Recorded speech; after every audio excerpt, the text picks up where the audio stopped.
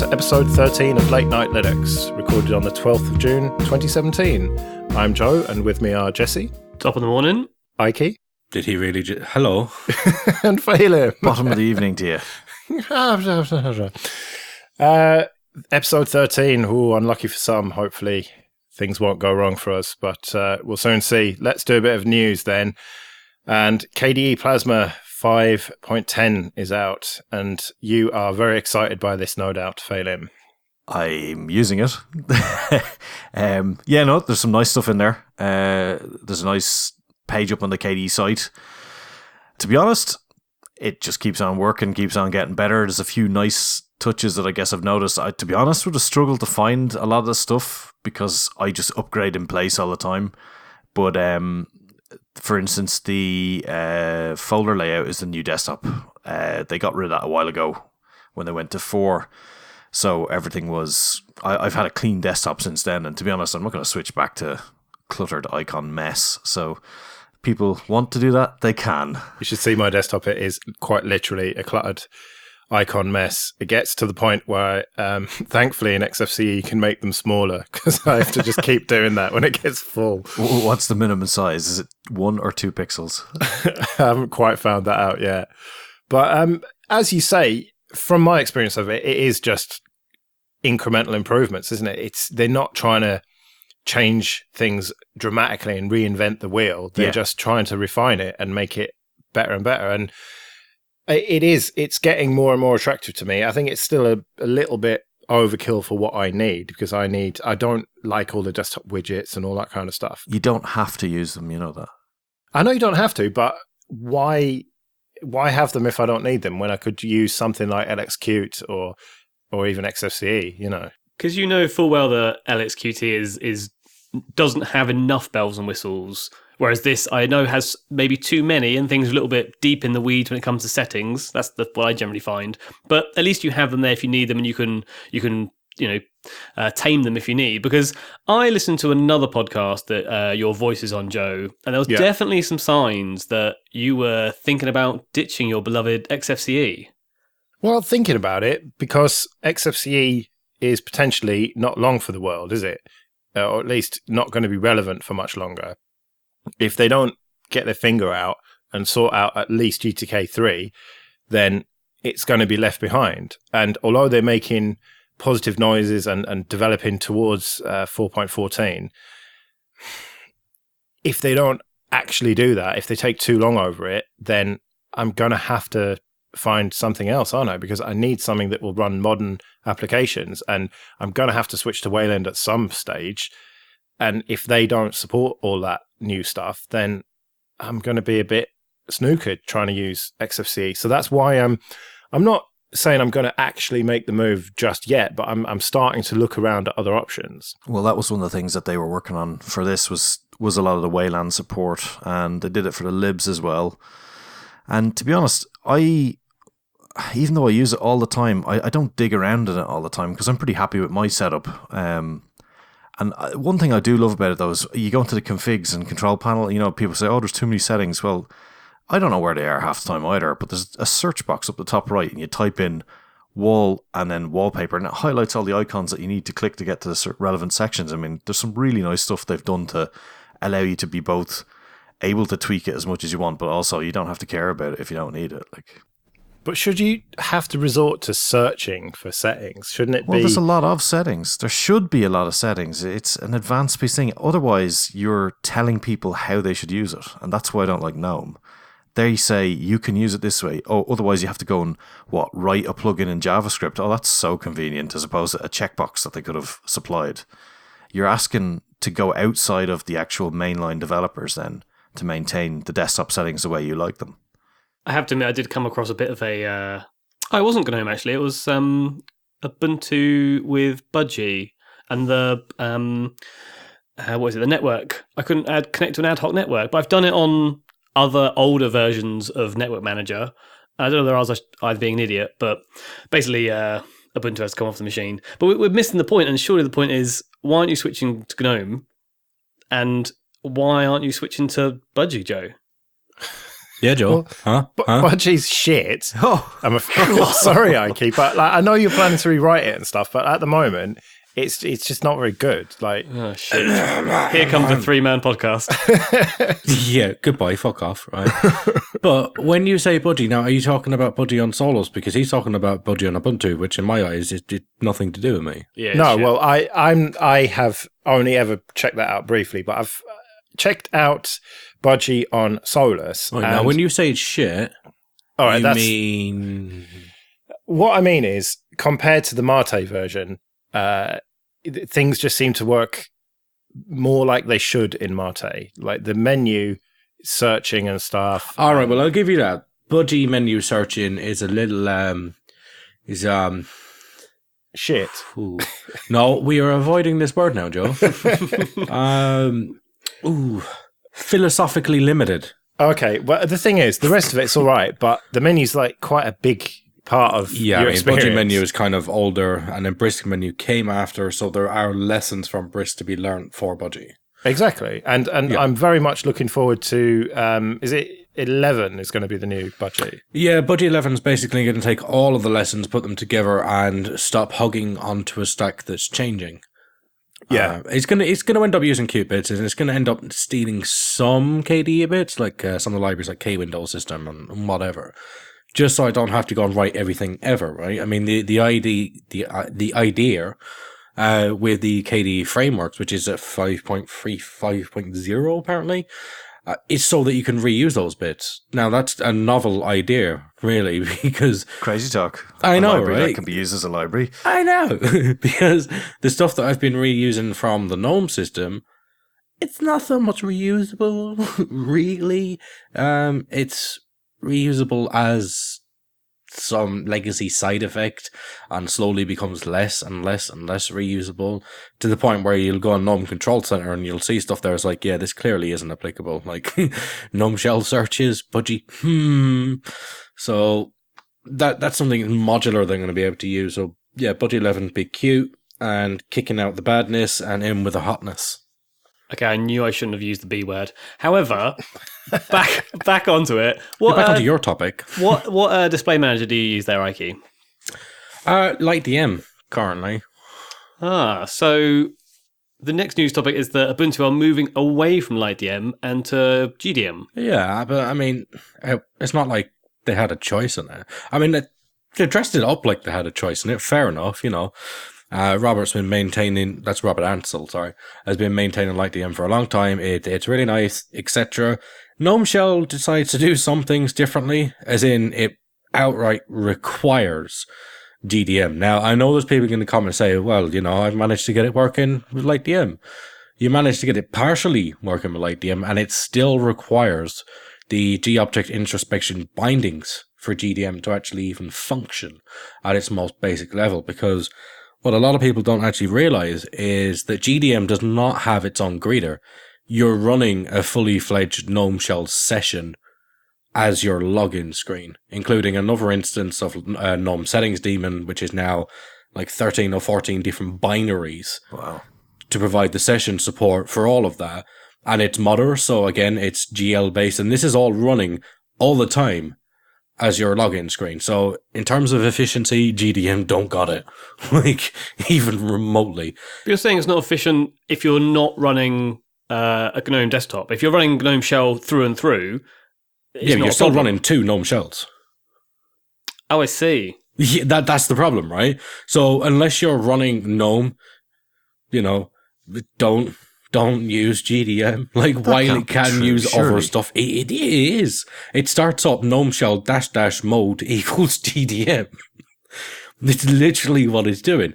All right, it's not running as many things at the same time, and it is in a more limited mode, but it is running GNOME Shell to do that. For password box.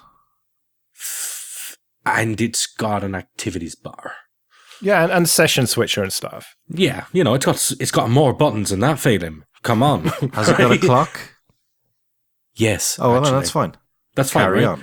on. But yeah, I mean, if you wasn't using GNOME, you just should not use GDM because it's adding a lot of weight to your system session. But it was pretty obvious that they were going to do this because they're looking to simplify and streamline the desktop development, aren't they? They want to do as little as possible. So if GDM is default in GNOME Shell, then why are you going to piss around with your own LightDM? Well, a lot of people use LightDM actually, because if you look at the things that you have out there, you have SDDM, which is basically sexy over in cute land, and it's cute land. Sorry. That's terrible. I know, right? KDE, they used to have KDM, but they decided like it needed to be nuked from orbit, which they basically did. They're on SDDM. If you was on GNOME, you had GDM because they decided a long time ago, why do you want theming? What's this about? Got rid of all of that. And then everybody else, basically everybody else, has been using LightDM.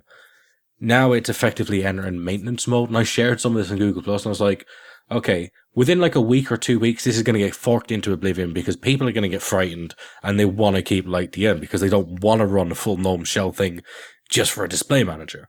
Like, they're going to run out of alternatives. Can you imagine having to run Mate and GDM with that full GNOME shell thing? You ain't getting lightweight. So I proposed, why not remove the contributor license agreement and move it over to GitHub?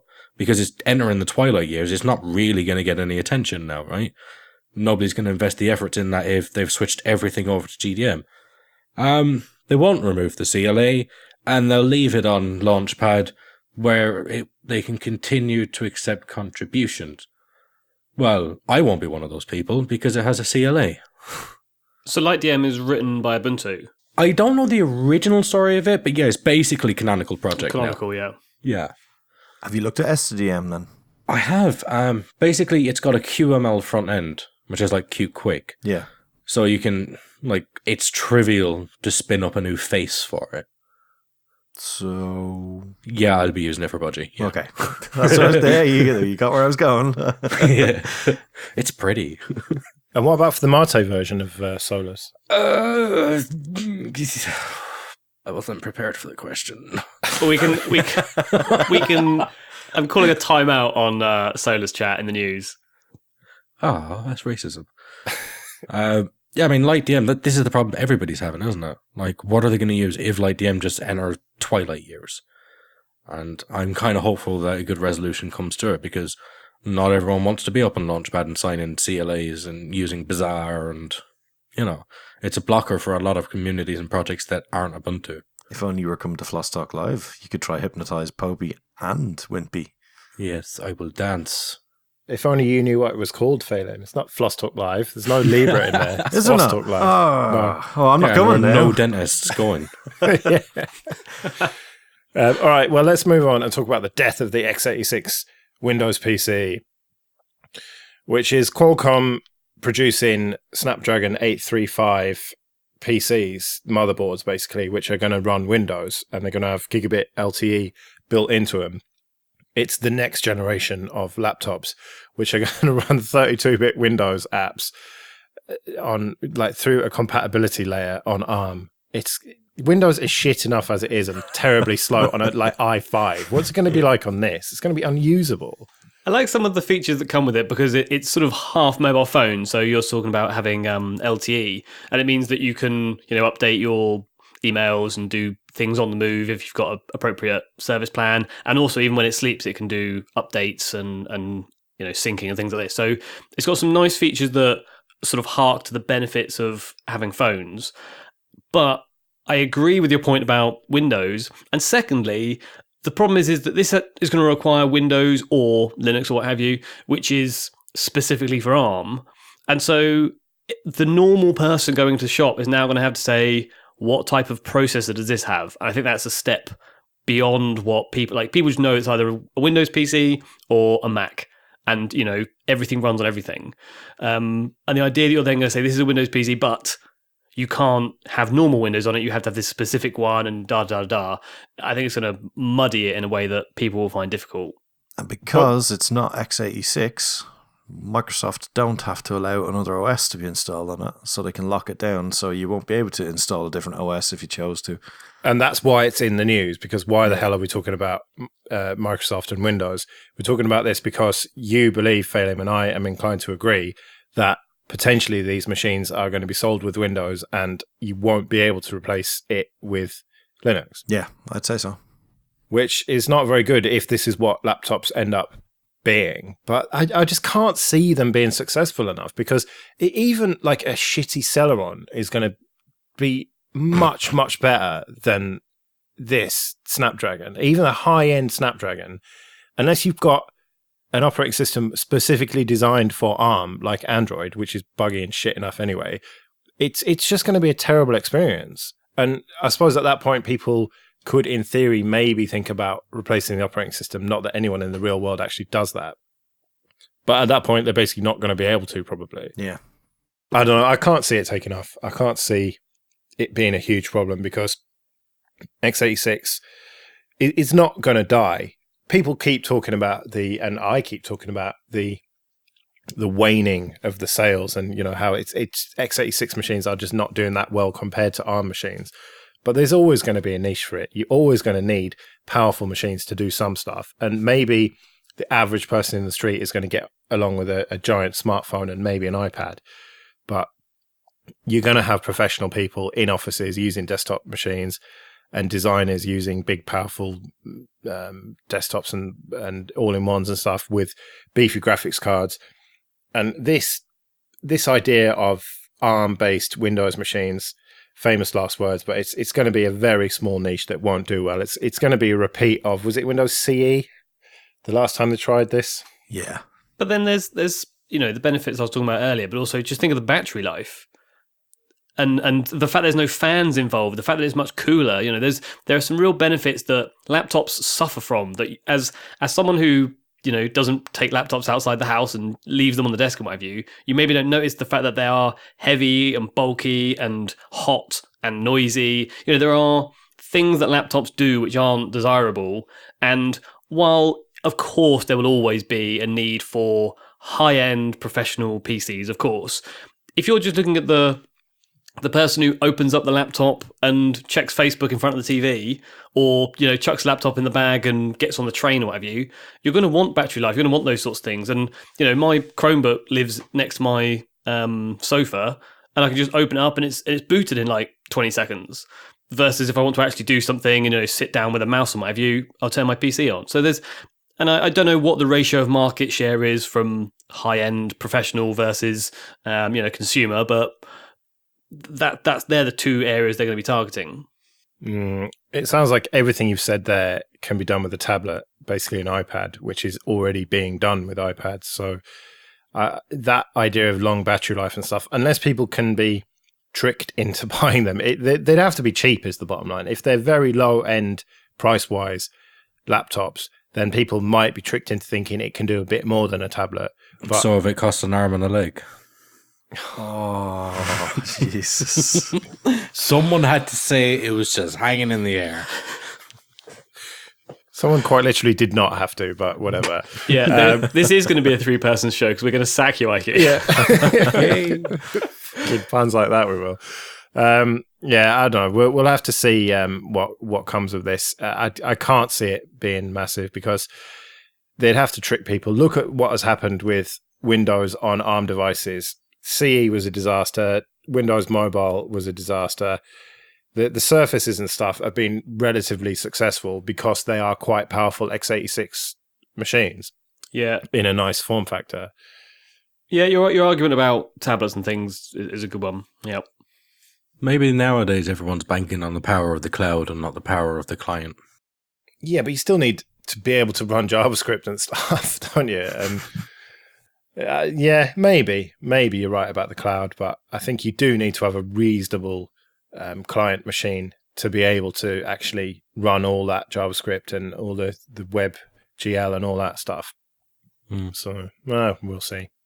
All right, well, a quick shout out to GPG, who are trying to do are doing a fundraiser. And instead of just a donation drive, they're looking for the Patreon style $10 a month or $5 a month or whatever, because they want to employ some more developers and have GPG develop properly. Yeah, so I think it was a couple of years ago, there was a big fundraiser push to get some money for the guy who was working on GPG, and some big companies put a load of money in, and they've had 5 developers working on it since then, and they've not only kept it up to date, but they've also improved some things, like it's integrated with one of the mail clients that whatever it was from Firefox. Thunderbird. Okay, Thunderbird. And there's a couple of other advanced features they've added. And you're right. I mean, if there's only one pot of money, that pot is going to run out eventually. And they don't want to be beholden to big corporations or whatever. They'd rather the general public owned it, in air quotes, if you will, contributed to it. So looking for this sort of $5-10 a month just from a few thousand people, so they can afford to have, I think it's 3 developers. If they get 2,000, that's not right, isn't the numbers? Maybe it's 20,000.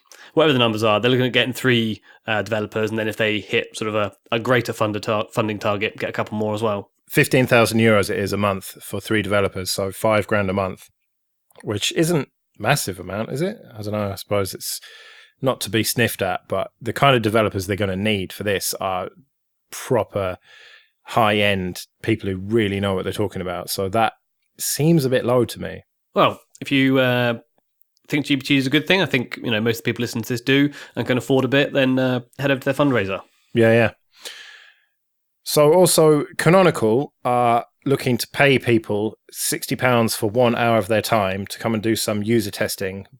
But there are 2 caveats here. One, you have to be in London or able to get to London.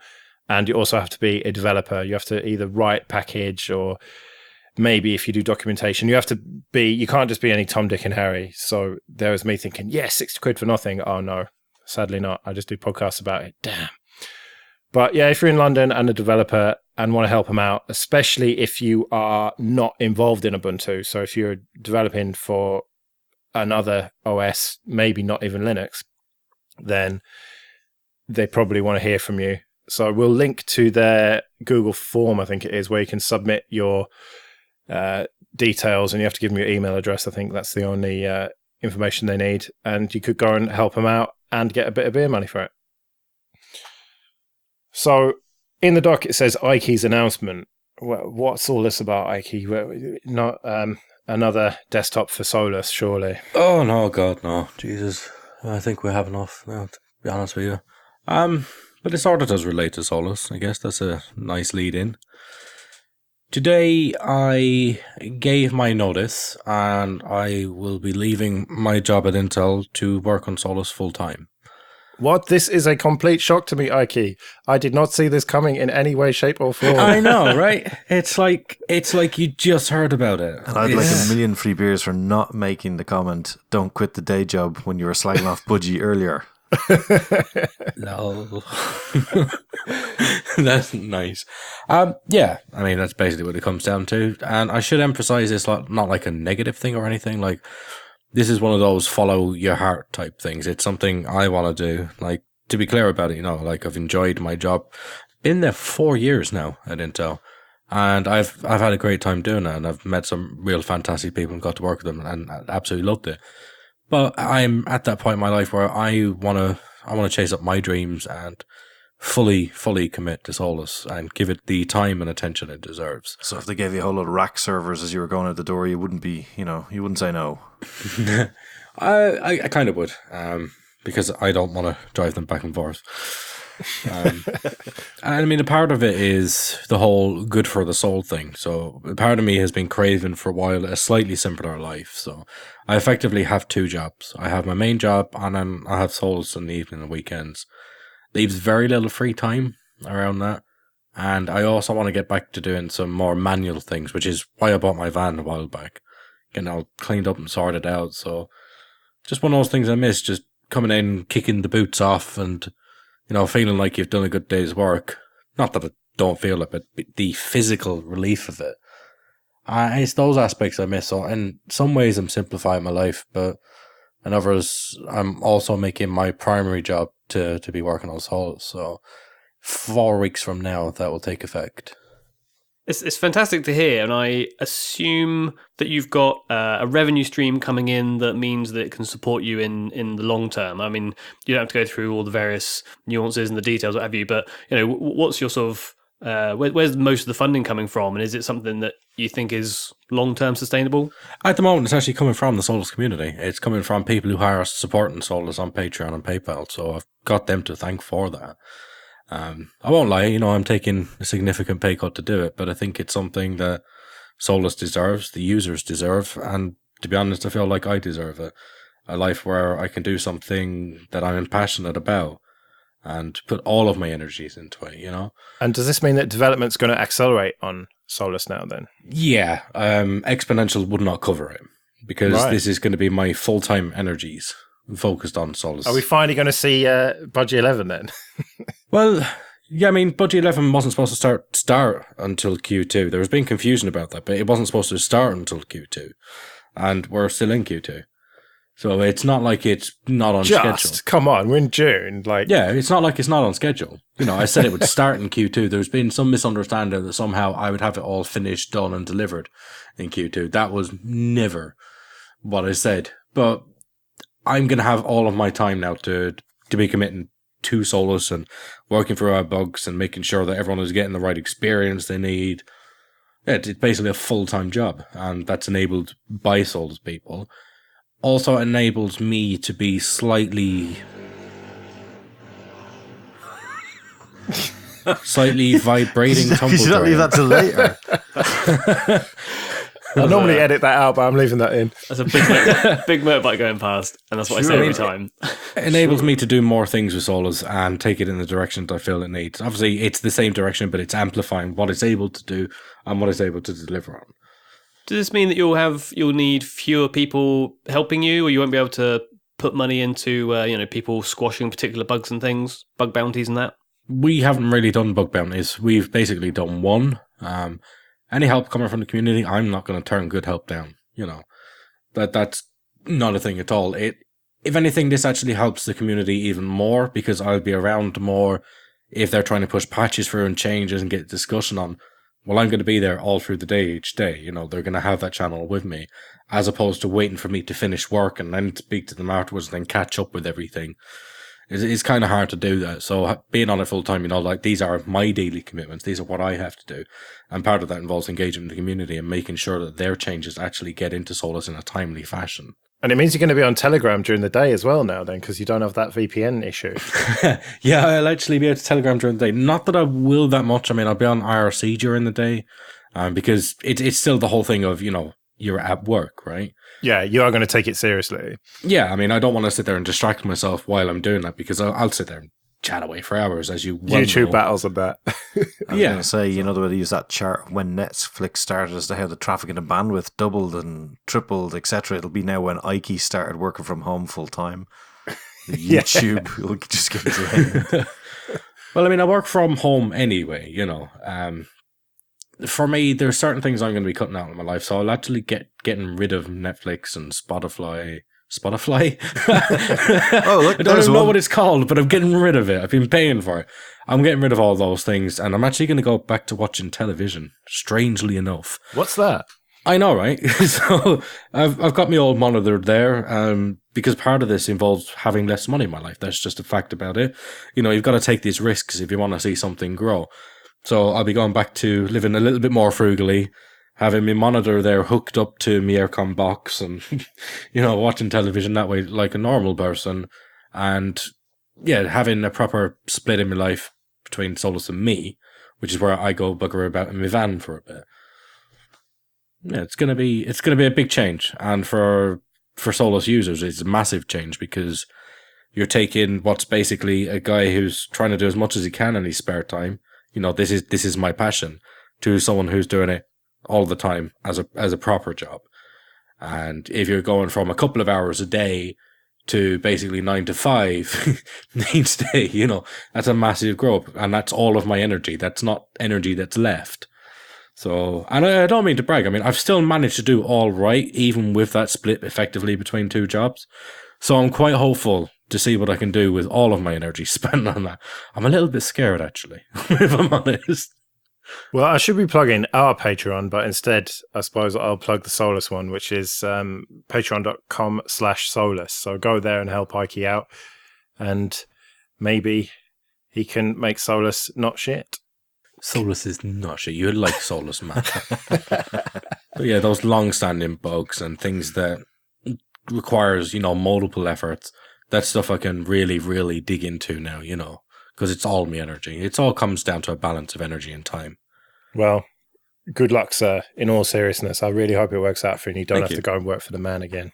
Yep. No, I mean, I know like people can say the man. I want to be really clear about this. This was a deeply personal choice. It was not a professional choice. You know, I really respect the people I've worked with over the last few years, and part of why I'm the developer and engineer I am now is because of that experience over the last 4 years, you know.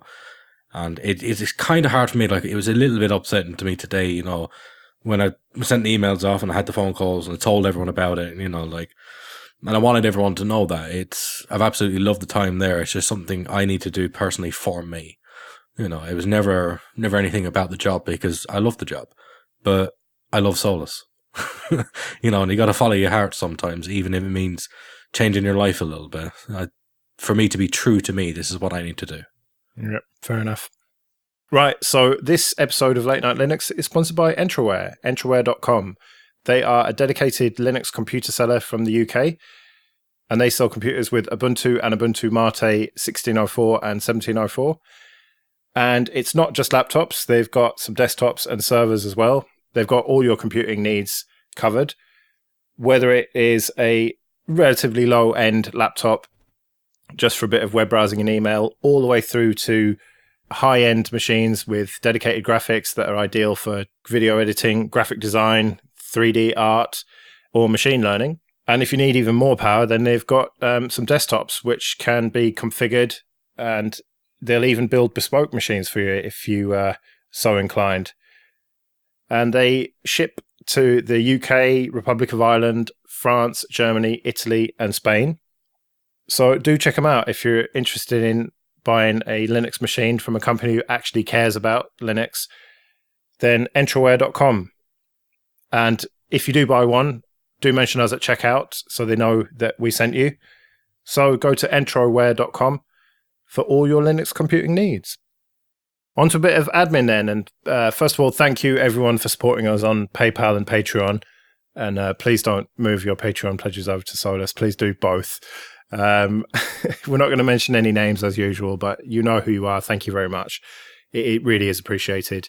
If you want to join those people, then go to latenightlinux.com/support. There's Patreon and PayPal and even Bitcoin and stuff. Not that I check that very often. And latenightlinux.com/contact for all the ways you can get in touch with us, including the Telegram, which is latenightlinux.com/telegram. Couple of things to mention. FOSS Live, I mentioned it last time. Go to fosstalk.com and you'll find all the information for that if you're in London. All the tickets were gone, but then a couple of people returned them. Then someone got one, so I haven't checked, but I think there might be one ticket left. But you can kind of come anyway, but worst case scenario, you'll get stuck in a pub with a load of nerds, which could be worse, and not actually see the shows, but to be honest, you probably will do. And we need questions for the mashup show, which is me and Stuart Langridge and Dave Megaslippers from Geek News Radio. It's not funny. It's not funny. It is funny. And Marius Quabeck as well from Ubuntu Fun. And I was going to say Ubiports, but no, he's not with them anymore. But he does Magic Device Tool and stuff. He's a cool guy from Germany anyway. He's coming over. And yeah, we need questions for that. So if you go to fosstalk.com/questions, we've got quite a few already, including some fucking ridiculous ones. But if you want to ask us questions for that show, then yeah, go there. And oh yeah, I should say when Foss Talk is. Quickly goes to fosstalk.com. It's like in a fortnight. Yeah, it's shit. It's pretty soon, isn't it? Yes, it's a week this weekend. Oh, shit. Yeah, the 24th of June. Yeah, it's not even 2 full weeks. Shit. So we're going to, the next show is going to be our Foss Talk Live show.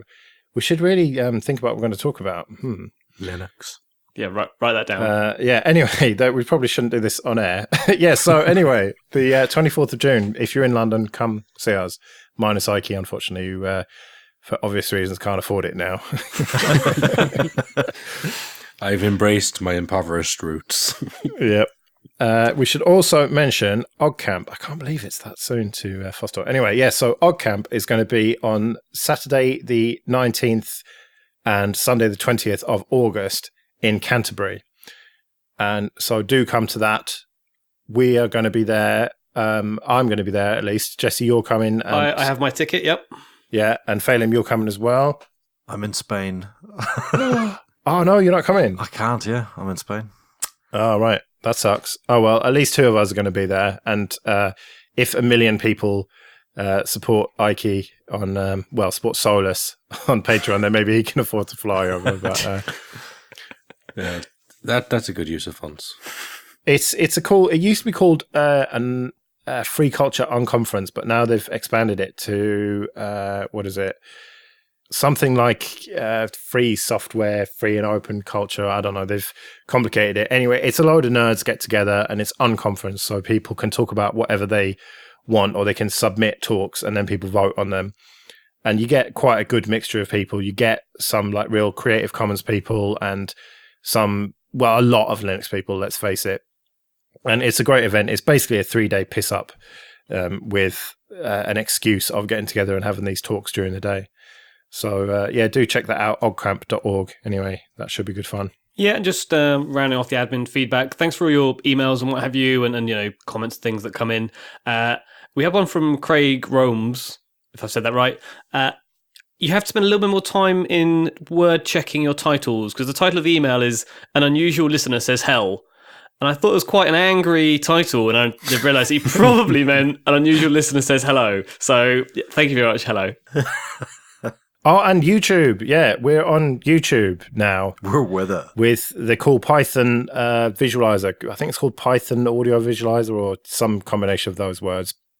And you basically give it an audio file, a background, and then it sort of looks like graphic EQ style from old school stereos from the 80s. And I don't really see the appeal, but there are some people on this show who listen to podcasts on YouTube, Ikey. YouTube is God. Bloody millennials. Yeah. So I thought we should do that. And the plan is to put that YouTube video up kind of the next day. Because normally I stay up really late editing this and publish it in the middle of the night and then get a couple of hours sleep and go to work. So it'll probably be the following evening when I'm terribly tired trying to do that. So, if you're into YouTube, we don't have a short link. You need about 50 million subscribers to get a nice short link for that. So I probably should do latenightlinux.com/YouTube. I meant to do that. I don't think I've done that. Perhaps I will have done that. Who knows? That's the fun of trying it. But all the cool kids will subscribe to the channel anyway. Yeah, do subscribe to it if that is your thing. No, I haven't done it yet. Nah, man, that's another thing I have to do before I release this.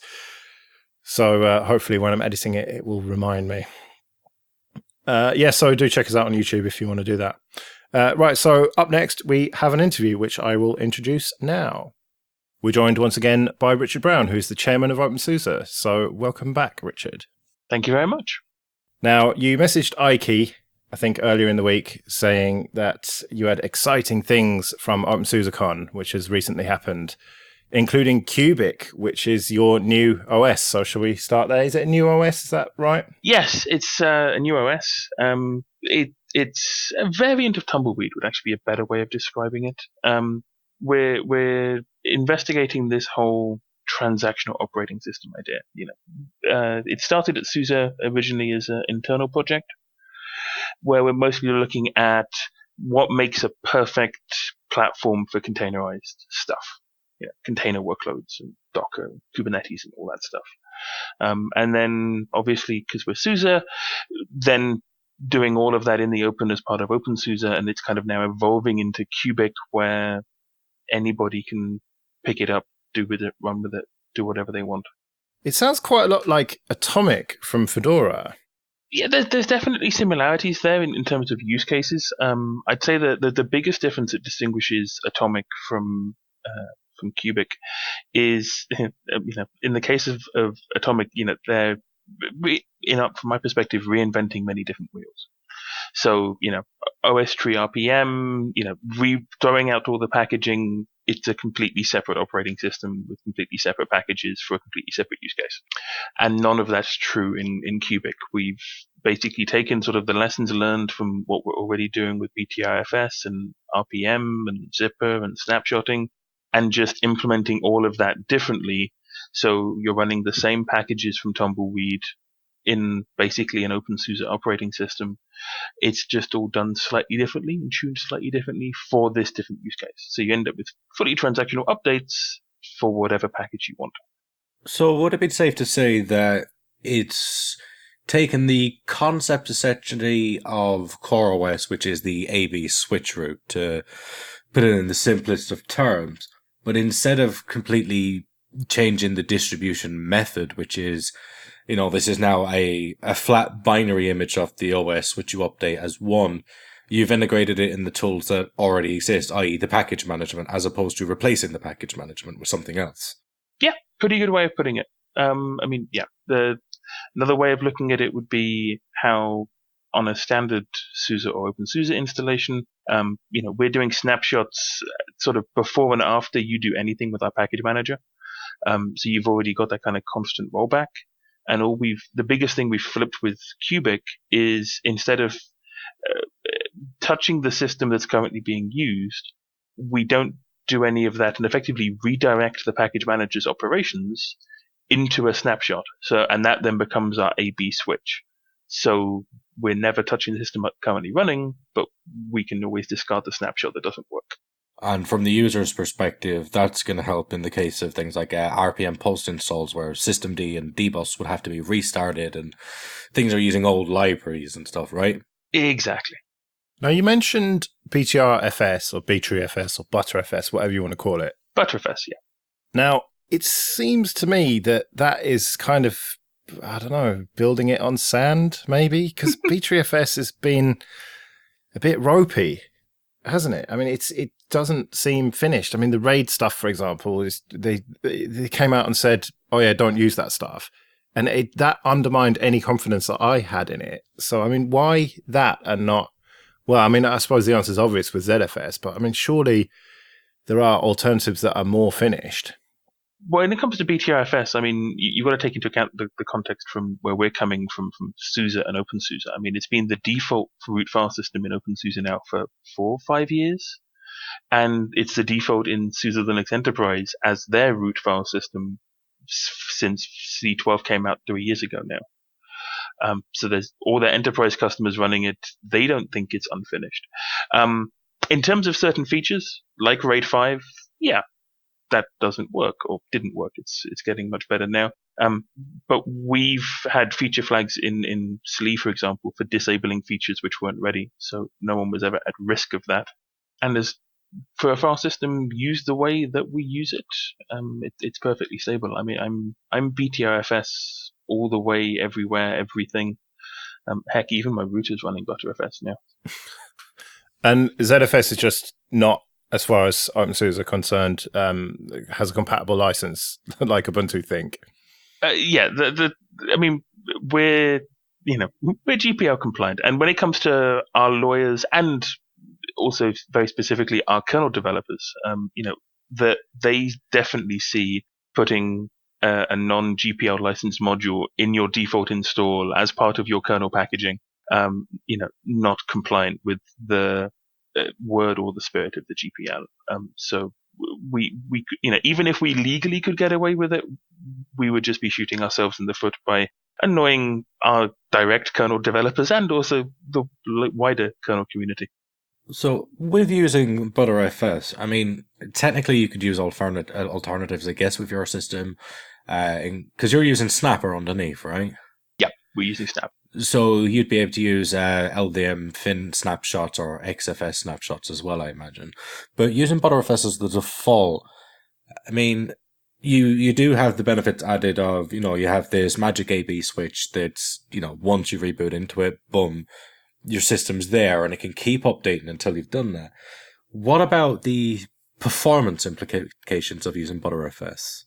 Given that you're focusing on container workloads where the startup time effectively of a container would be a key performance indicator. Yeah, true.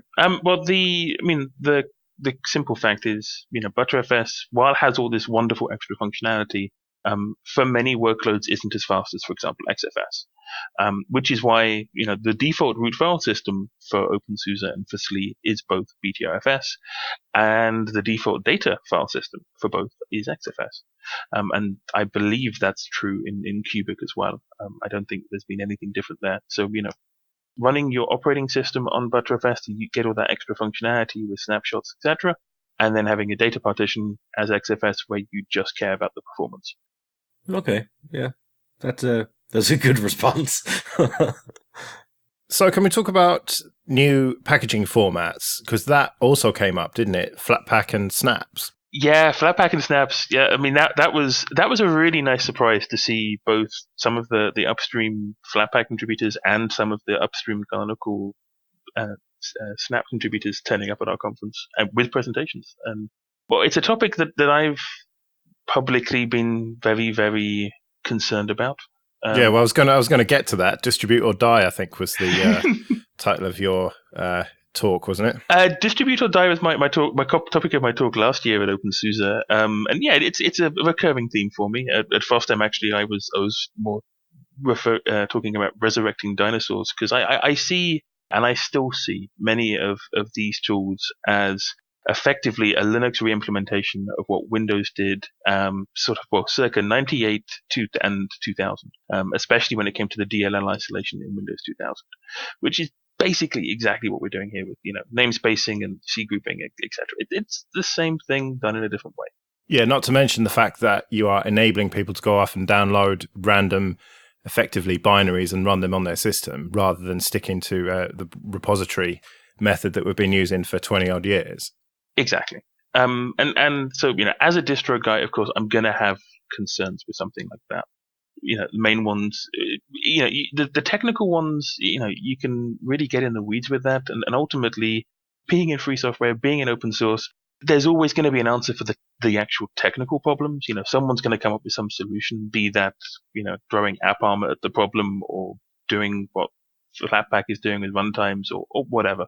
The technical part never concerned me that much. The part that worries me, and still worries me somewhat, is the sort of more human factors of, okay, how are people actually going to maintain this? How is it going to, be maintainable in the long term? Who's going to be patching and maintaining these containers? Who's going to be making sure they're legally compliant and, they actually, contain everything of the right licenses in there?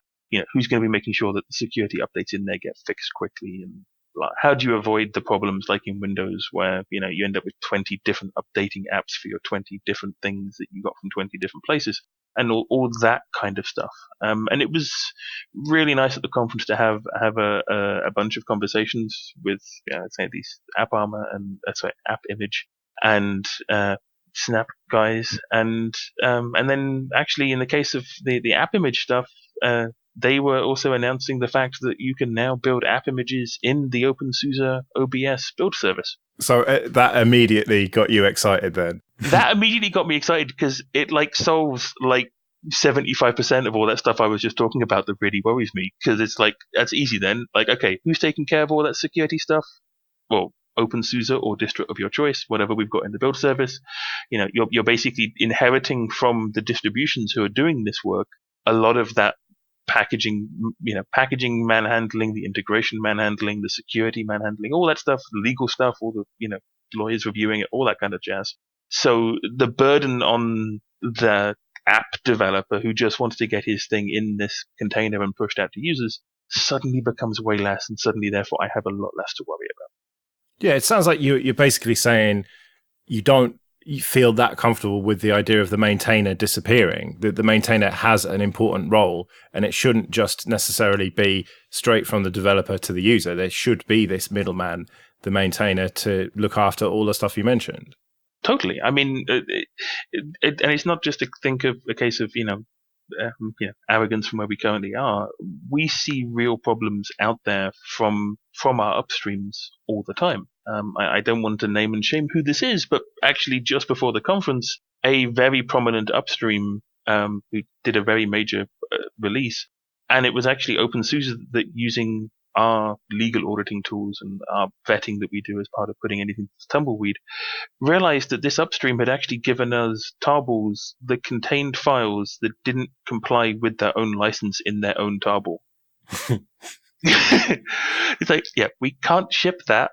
You're stating one thing and then you're stating something else elsewhere in the file. It's I mean, the middleman is very, very important. I think we all agree on that. But the thing that, we're both distro people, right? This is effectively at this point in our blood.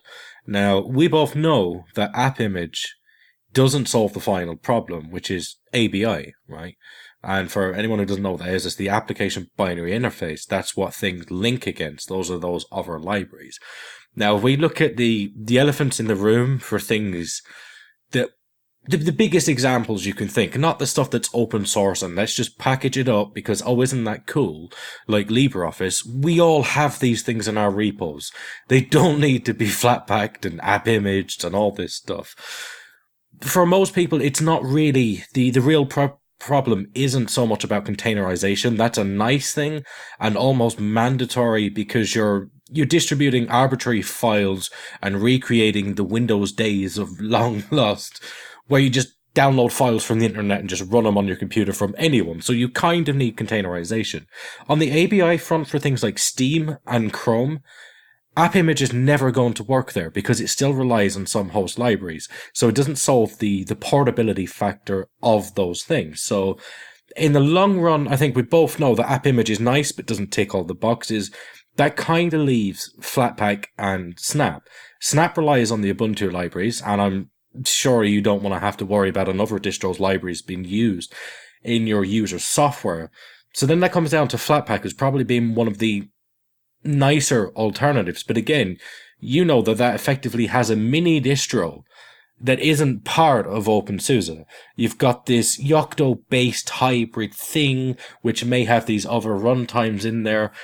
How does that factor into your views on effectively the portable apps argument? And what was it that actually turned you around to, with all those things considered, what turned you around to effectively accepting those? I just to get things clear, I don't fully accept them. This problem that you're stating is one of the remaining problems, which is still a concern to me, and a big one. And we've got to find a solution for it. And it was one of the big sort of highlights for me from the conference. Actually, was at one point you ended up with me sitting at a table, AppImage guy, Snappy guy, and the debate lasted 3 hours. At one point, I went off, got a beer, came back again, and they were still at it as well. And most of it was around this ABI issue because, like you said, the Snap model is just put everything. Currently, the Snap model is put everything in Ubuntu snaps. They are talking about actually having support for different distros. That solves part of the problem, but I don't like it in the same way that I don't like the Flatpak solution either, because the Flatpak runtime model doesn't really solve that. When you first look at it on the surface, you do, and then you realize the runtime approach in Flatpak still has has either the same fundamental problem of at some point you still have ABI, you still make assumptions about what's below this line, or the kernel features, right? Well, that's the thing. Is the case of Flatpak where you draw that line isn't defined. The standard GNOME runtime, like the one I think you're referring to, you're kind of drawing it at the kind of kernel and glibc and making assumptions about that.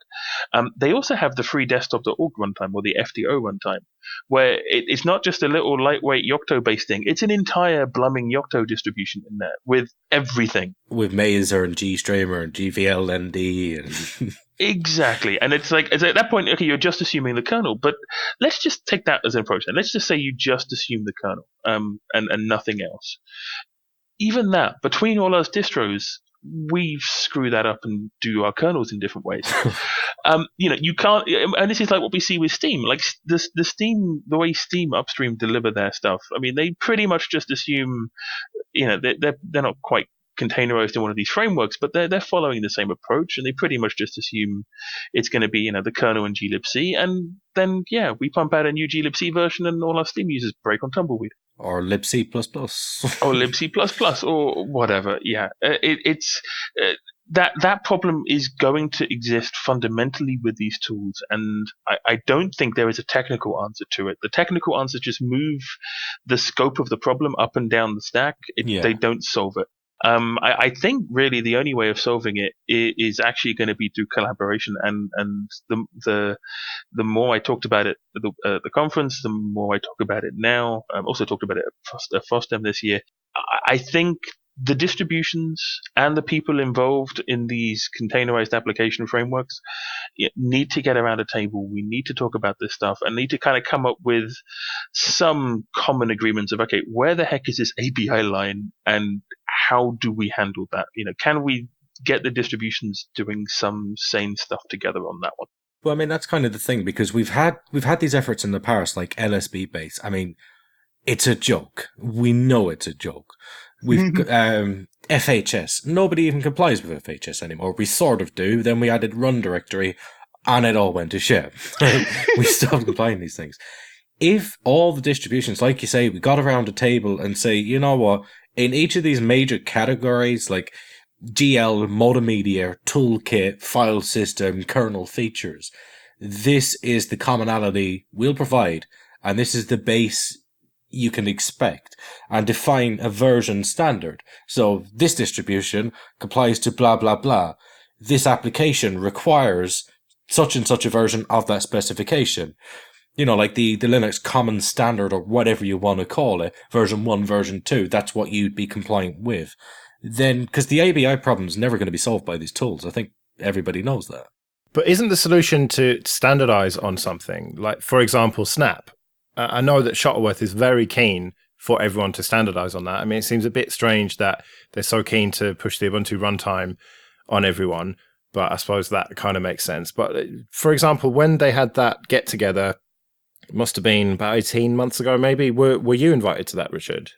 I was actually, yeah. I didn't go in the end. Well, I think one of the OBS guys went. And we have actually some functionality in the build service that's kind of trying to catch up with or come alongside what we're now doing with AppImage.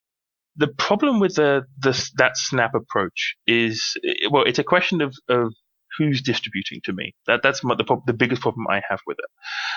And paradoxically, I had less of a problem when it was just the concept of just Ubuntu just shipping just their stuff.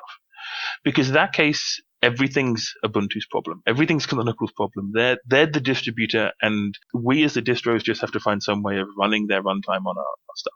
Now they're diversifying the ecosystem in terms of dealing with people's feedback. So, anybody can run a Snap store. Anybody, talking about having different core snaps from just the Ubuntu ones. That makes everything more complicated. What if, for example, the open build service starts having effectively a Snap store in there? We're then responsible for all of the snaps we distribute there. How do we make sure then, for example, if you have an Ubuntu, a snap that we've built based on an Ubuntu snap, are we also going to distribute that Ubuntu core snap? Are we then potentially having problems when Canonical puts something in there which we typically wouldn't? ZFS. ZFS is an example, yes. All of that stuff starts getting into really funky gray area places, and this is sort of, I guess, a side part of that conversation that the other distros can possibly have of, where is this line of responsibility also? Because, in the current distro world, it's pretty darn clear. The distributor is the person who gave you the media or the hoster of the actual repositories. So is it safe to say that we now live in the age of the rise of the meta distribution? I think it's possible. I think that's one way of looking at it. I mean, I also, when I do now start seeing the appeal of some of these technologies, that I can see like use cases with the AppImage and Flatpak and Snap stuff that really excite me. For example, for openSUSE Leap users. At the same time, I look at what openSUSE is doing in Tumbleweed and just go, what's the point? Because when we can ship the new kernel and everything so blooming fast that most of our upstreams can't do it themselves that quickly, then do you need to have all these containerized tools so the developers can ship stuff themselves? Controversial point here, and I'm biased the same way you are, right? We do rolling. You do proper rolling, I do rolling-ish. Right, to be fair. Yeah, staggered rolling. You do full steam rolling. Yeah, yours is more staggering, isn't it? It's like Yeah. you just chuck them out every now and then. Right, whereas Tumbleweed, it's going. I'm sitting there smoking a pipe and you've already run, right? Would you say that the problem of these applications, like, if you look back to when Snap started, it was all about, it's so hard to do a Debian package. And that was the fundamentals of how this all started with Snap. It's so hard to do a Debian package. Let's make that easier. Which isn't a problem when you've got good tooling around it. I mean, you have all like the automated scripting and the Git stuff and the open build service. So the cost of packaging is mitigated for openSUSE as far as I can see. So that's not a factor in it. You're also able to determine your own policies and decide when things get updated. If you say, we're going to update this application to the new version, it's been tested, out it goes. Would you say then that snaps and Flatpaks really aren't about the portability?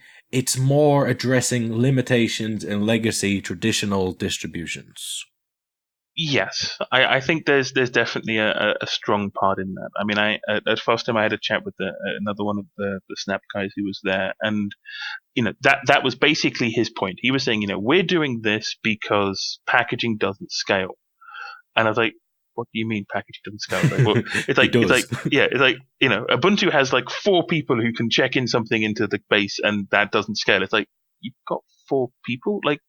We've got 14 for Tumbleweed and like twice as many for Leap, and that's just with direct check-in access. Of course, behind them there's like 400 people. It's that with good tooling, with good processes, that whole argument just doesn't hold water. And it was like at that point I felt one of us was an alien, and I wasn't quite sure which one was on the wrong planet. So if you had to put your money, if I was to say to you, let's make a bet, right? Let's say a year from now, and we'll call it something silly like a drink, right? Out of AppImage, Flatpak, and Snap, who's going to, quote, win? And I don't mean win in the technological sense, like Flatpak is going for technological superiority. I mean in the Betamax versus VHS sense. Who is going to be VHS here? That's a tough one to call, actually. I mean, obviously, Canonical have an advantage because, Canonical marketing. I mean, brand and power. Yeah, that pushes things, in a way that, even if it is technically currently inferior, it won't work. But at the same time, I mean, one of the big takeaways for me, I neglected to mention for the openSUSE conference, though, was seeing how much those Canonical guys have changed and are changing, probably because of what's going on inside their company. Like, for example, AppArmor. Like the big Achilles heel in the current Snap scenario is you have to have Canonical only AppArmor patches to do the encapsulation. So even though openSUSE is all AppArmor, we do all this stuff, we can't do any of that encapsulation for the security of Snap. So not universal then? Not universal. So the portability is bullshit at this point.